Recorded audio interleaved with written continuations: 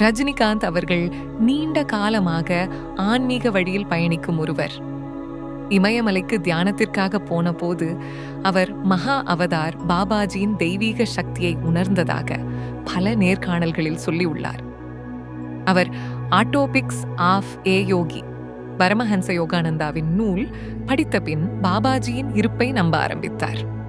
அந்த நூல்தான் ரஜினியின் ஆன்மீக திருப்புமுனை என கூறப்படுகிறது.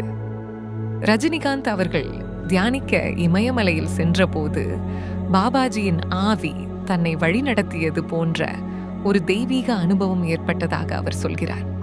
அது அவரை மேலும் தாழ்மையான தியானபரனாக்கியது. ரஜினிகாந்த் கூறியதாக அறியப்படும் ஒரு வரி, மகாவதார் பாபாஜி என் ஆன்மீக உந்து சக்தி.